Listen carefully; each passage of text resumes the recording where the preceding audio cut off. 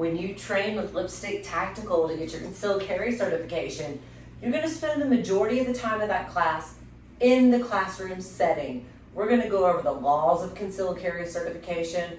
We're going to go over what to do if you ever do find yourself in a situation where you had to use lethal force in a self-defense situation. You have some very specific things you want to do immediately following that. And we're also going to cover different ways you store your firearm for concealed carry, for self-defense, versus just going to the range and plinking. And we're going to talk about what's the difference between shooting for self-defense and shooting for bullseye, shooting at the range, or just some target shooting. Very different styles of shooting. When you go onto the range, a lot of people assume that we're going to actually draw from holsters in a concealed carry class, and we are not going to draw from holsters in a concealed carry class. Why is that, you ask? Let me tell you why.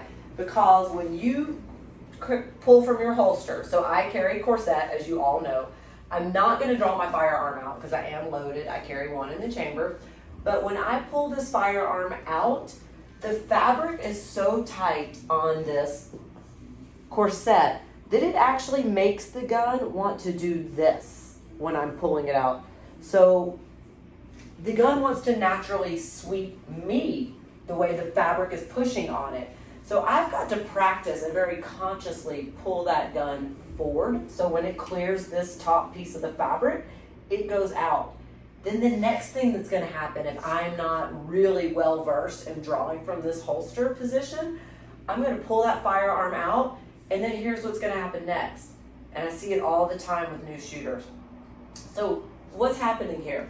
I'm drawing, so I've swept myself, and now I've swept everybody that is from here to here. So a quarter of a circle, I've swept everybody. That is why we do not draw from our firearms. That's why we do not draw from our holsters in our first concealed carry class. We do go onto the range. There is a live fire portion.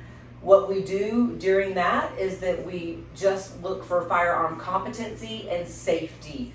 Is your finger off the trigger? Are you down range? Can you load your firearm? Are you safe and are you competent?